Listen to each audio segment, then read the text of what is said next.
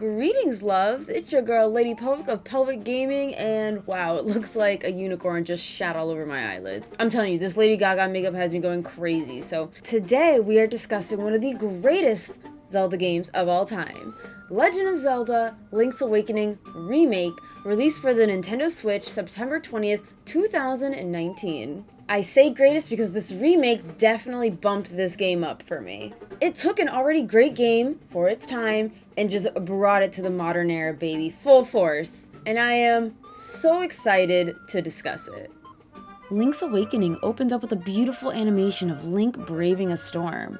However, a bolt of lightning strikes his boat and he washes up along the shores of Koholint Island. A young woman, Marin, takes him in and nurses our hero back to health. She advises Link to grab his sword, probably still on the beach, and when he does, a mysterious owl tells him of the windfish and how it must awaken by collecting all 8 siren instruments. Link, of course, is the one who can complete the task and begins his hunt for the nightmares keeping the windfish asleep. I've said something along these lines before, but this is one of my favorite Zelda stories. I believe the Zelda series is at its best when it steers away from collect the Triforce, save Zelda, defeat Ganon. I think it makes room for imagination and new twists and turns with the protagonist we all know and love. I've played this game about 2 years ago and even reviewed it, and it felt so comfy. I felt right at home and experienced zero burnout.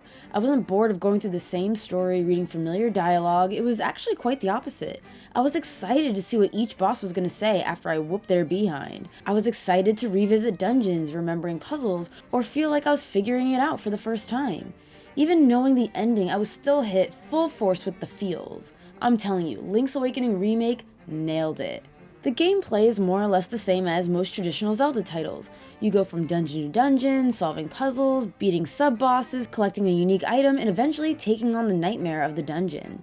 You find yourself victorious and collect one of the siren's instruments. Afterwards, the wise owl will come to advise Link on where to go next. In between dungeons, you'll find yourself in the middle of unique situations that need solving first, like moblins robbing Mabe Village of their prized pet, or being haunted by a ghost. You just never know what to expect. All the while, you'll be keeping up with trading. The trading system is finding unique and often useless items, to Link anyways, and finding someone who needs it, and they give you something in return. It may seem like a useless side quest at first, but it's actually necessary, and the game will ensure you stay on it as you'll be unable to progress the main story.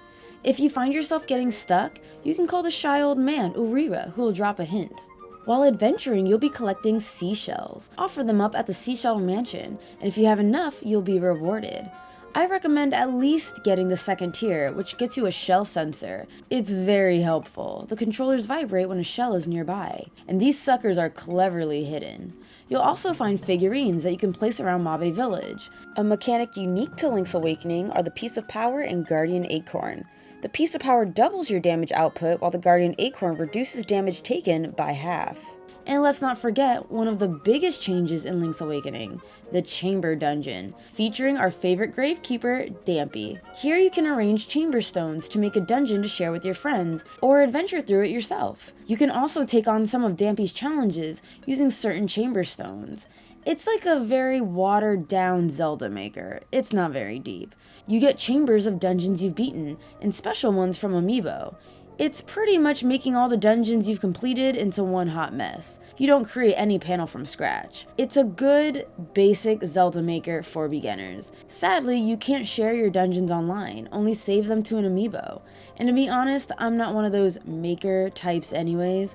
I'd rather be the one playing than building, so this wasn't for me. And lastly, the controls and UI have vastly improved. Okay, first the controls. It's important to remember that the original Link's Awakening had 2 buttons on the Game Boy. 2. One for sword, and maybe the other for shield, Pegasus boots, power bracelet. Well, now your sword is B. The shield and boots are assigned to the shoulder buttons. The power glove is A, freeing up X and Y to be any other item. My advice would be Rock's Feather for at least one. You'll be using that a lot. But seriously, it drastically improves the game. This was easily the best upgrade for Link's Awakening, and I know some of you may think no, the graphics is the best update.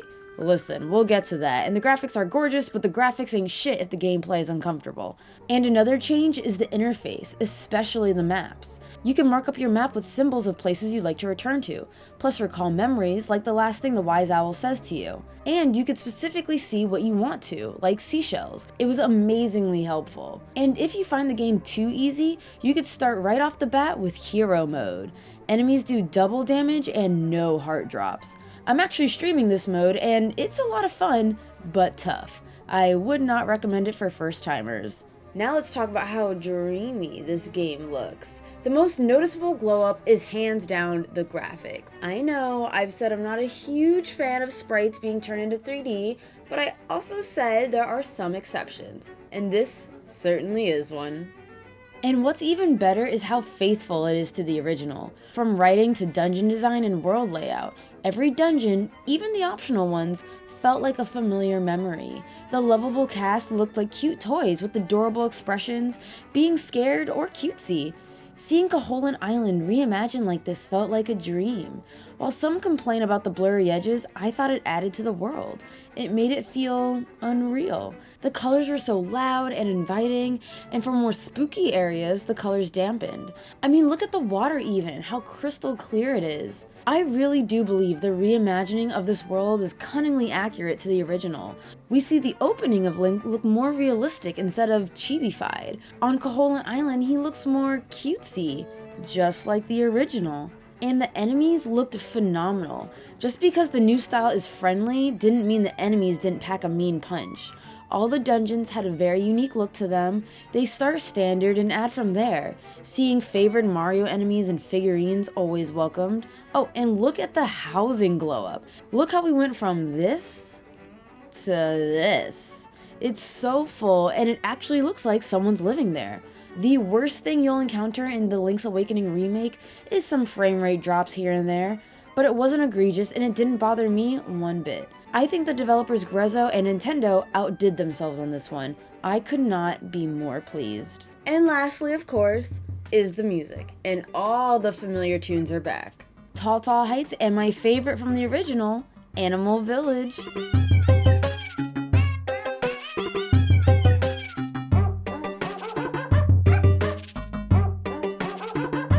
I was pleased with the new orchestrated music. Each dungeon had its own theme, Zelda jingles are still a thing. It was honestly really solid. One thing I really want to talk about is the Ballad of the Windfish, having official lyrics, and oh my god, it's so beautiful. I get chills, I get feels. Here's a sample. Real, what we saw, I believe. Lost in dreams, we sleep on, tossing and turning. Now, it's a huge shame that this version of Ballad of the Windfish isn't actually in the game. However, Nintendo fixed one of the infamous audio issues, and that was with the piece of power in the Guardian Acorn. In the original, your ears were assaulted with loud, repetitive, ear-numbing power-up music.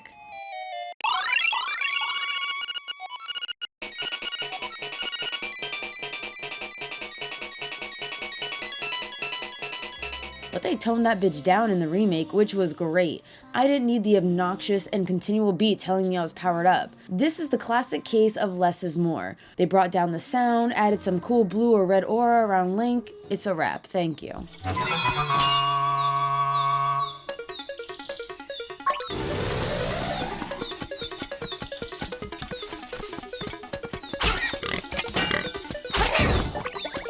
My favorite in-game track this time, while I love Animal Village, I just love the boss battle music. I don't remember loving it this much in the original at all. I don't know, but it makes me happy and super pumped at once. So, enjoy the boss battle theme.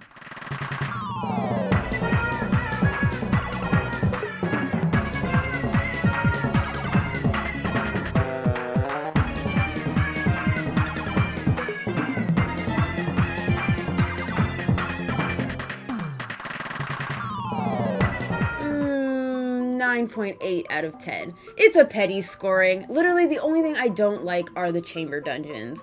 but you can just straight up ignore it. Granted, you'll be short a heart piece and a bottle if you choose to do so. I do think it was a low-key test run to see if there's any interest for a Zelda maker. I'm also a little butthurt that they removed the photographer. I kind of like the idea of taking pictures of Link on his adventure, specifically one with Marin. I thought that'd be really cute, but pettiness aside, everything else, from the control upgrades, to the graphics, to the music, the dialogue is fucking perfect. It's definitely one of my favorite Zeldas. Like, I really gotta get to making a top 5 Zelda video one of these days. The Link's Awakening remake definitely butts heads with Minish Cap. Guys, this is an excellent Zelda game for newcomers and people who have played the original alike.